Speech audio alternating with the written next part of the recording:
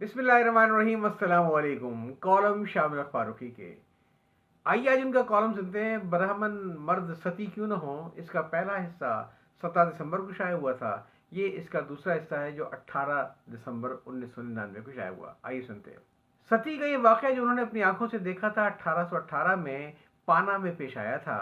इसकी रुदात उन्होंने बड़ी तफसील के साथ लिखी थी। इसे ज़रूरी इक़्तिबासात के साथ हम यहाँ पे पेश कर रहे हैं। इससे वाज़ेह तौर पर मालूम हो जाएगा कि ऐसी मौत को कबूल करने में औरत की रज़ा से ज़्यादा हालात के जब्र और माशरती दबाव को दखल हासिल होता था। लुत्फ़ुल्लाह साहब लिखते हैं कि एक रोज़ सुबह में लेफ्टिनेंट E.M. अरोल के साथ बैठा हुआ था। अचानक हमें इत्तला मिली कि नदी के किनारे माहुली नामी गांव में दोपहर को सती का एक वाक़या पेश आने वाला है। हम सोच भी नहीं सकते थे कि इस किस्म की हरकत या इर्तिकाब ऐसे वक्त में भी किया जा सकता है जब बरतानवी रेजिडेंट के करीब में मौजूद हो। हम दोनों भी इस मौजू पर गुफ्तगू कर रहे थे और हमने शहर से वो मनहूस जुलूस गुजरते हुए देखा जिसके शुरका देसी धुन में गाने गा रहे थे। हम दोनों अपने अपने घोड़ों पर सवार होकर कोई निस्फ घंटे के अंदर वहां पहुंच गए जहां सती की कार्रवाई होने वाली थी। जुलूस आया। ब्राह्मणी जनाजादारों ने लाश को पानी के करीब इस तरह रख दिया कि वो लाश की पैर को धोता हुआ गुजर रहा था। मुर्दे का चेहरा और हाथ खोल दिए गए और कोई 40 साल का एक तवाना ब्राह्मण था जो मुर्दा था और नौजवान बेवा कुछ फासले पर एक दरख्त के नीचे बैठी हुई थी जहां लाश नजर आ रही थी। वो तकरीबन 20 की तादाद में अपने अज्जा और दूसरों लोगों के दरमियान घिरी हुई थी। वहां लोगों से बातें कर रही थी, दरियाफ्त करने पर पेशगोइयां भी कर रही थी। वो तकरीबन 15 साल की एक खूबसूरत लड़की थी। उसके चेहरे पर किसी किस्म के खौफ या परेशानी का इजहार नहीं हो रहा था। लेफ्टिनेंट अर्ल ने चूंकि अच्छी तरीके से मराठी भी जानते थे लिहाजा एक तकरीर की और उसे इस भयानक खुदकुशी से बचाने की पूरी कोशिश की। उस औरत ने कहा, तुम जो चाहे कहते रहो लेकिन मैं अपने मालिक के साथ जाकर रहूंगी। मेरी तकदीर में यही लिखा है। मैं सिर्फ उससे प्यार करती थी लिहाजा वो जहां भी जाएगा मैं उसके साथ जाऊंगी।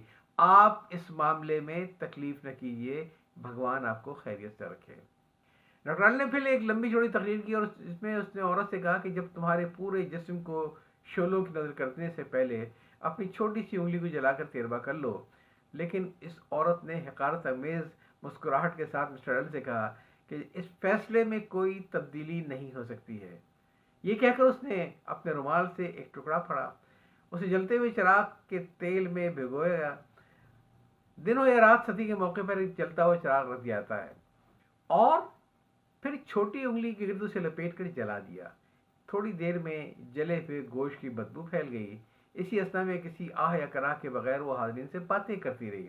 ताहम उसके चेहरे की जानिब से दौरान खून के आसार और आंखों के ऊपर तेजी से बहता हुआ पसीना उसके उन ख्यालात को छुटला रहा था जो वो हम पर जाहिर करने की कोशिश कर रही थी। मुझे यकीन है कि औरत का यह हैजान खेज जनूनी दौरा किसी दवा हुस्न काफूर से पैदा किया गया था। होता यह था कि जो ही कोई औरत अपने शौहर के मौत के सदमे से जेर असर फौरी वक्ती जज्बे से मजबूर होकर अपनी खुदसूजी का इरादा जाहिर करती थी, संग दिल ब्राह्मण उसके मुंह में बड़ी मकदार में काफूर ठोंस देते थे। इसका असर उसके आसाबी निज़ाम पर बहुत जल्दी जाहिर होने लगता था। इख्तिलाल दिमाग भी हो जाता था, पूरा जिस्म बेहोश हो जाता था। लकड़ी का अंबार लग गया तो उसने उसके गिर्द 7 चक्कर लगाए। फिर उसमें दाखिल हो गई। उसने लाश को अपनी गोद में रखा। पाँव के अंगूठे और बड़ी उंगली के दरमियान में उसने एक जलती हुई लकड़ी की बत्ती पकड़ी और लकड़ी को आग दिखा दी। जो ही वह अंबार में दाखिल हुई ब्राह्मणों ने भारी भारी लकड़ियों से उस अंबार में दाखिल होने के सारे रास्ते बंद कर दिए।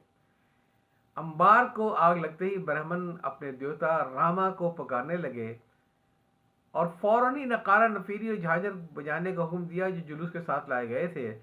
इन जोरदार आवाजों से पूरी फजा गूंज उठी। मकसद ये था कि औरत के मुंह से निकलने वाली दर्दनाक चीखें सुनाई न दे। जो ही शोले चारों तरफ से भड़के ब्राह्मणों ने लकड़ी के चबूतरे के चारों तरफ लकड़ियों की बांधने वाली रस्सियों को कुल्हाड़ियों से काट दिया ताकि लकड़ियों का बोझ एकदम से उस नाजुक औरत के ऊपर गिर जाए जिसमें वो दब कर रह जाए। कोई 15 मिनट के अंदर ये सारा ईंधन राख का एक ढेर बन गया। गाने बजाने और चीखें चिल्लाने वालों की आवाज़ें थम गईं। जल्लादों की ये जमात जो अब थक चुकी थी दरख्तों के साए में बैठ गई। कि अंगारे बुझे तो दोनों की राख को दरिया में डालकर वापस जाएं। हम भी अपनी आराम गाहों की तरफ वापस आ गए। जो कुछ देखा उसके सदमे से मगमूम और दिल शिकस्ता। हम भी इस मगमूम और दिल शिकस्ता हालत में हिंदू अवाम को इस अम्र का एहसास दिलाना चाहते हैं कि इस संगदिल ब्राह्मण सती जैसी जालिमाना रस्म का अहिया करके उन्हें एक बार फिर अंधेरी दुनिया में पहुंचाने पर तुले हुए हैं। गुज़श्ता चंद दिनों में एक ही इलाके में सती का चौथा वाक़या था। हिंदू अवाम को अपने मुस्तक़बिल अजीज़ हैं तो उन्हें जल्लादों की जमात से कहना पड़ेगा, सच कह दूं ए ब्राह्मण गर तू बुरा न माने, तेरे सनम कदे के बुत हो गए पुराने। और नए सनम कदों का असूल ये होना चाहिए कि अब अगर किसी औरत से अपने शौहर की लाश के साथ सती होने का तकाजा किया जाए तो इसी तरह ब्राह्मण मर्दों को भी चाहिए कि अपनी बीवियों की लाश के साथ ही सती या सता हो जाया करें। ये तजवीज़ बेनज़ीर भी नहीं। किस्सा चार दरवेश में एक ऐसा किस्सा मौजूद है जहाँ एक जिंदा मर्द भी अपनी मुर्दा बीवी के साथ दफन कर दिया जाता है। कॉलम आप सुन रहे थे शामिल फारूकी साहब का, जो ब्राह्मण मर्द सती क्यों ना हो, ये दूसरा हिस्सा था जो 18 दिसंबर 1999 को शाया हुआ। या चाहता हूँ अल्लाह हाफ़िज़।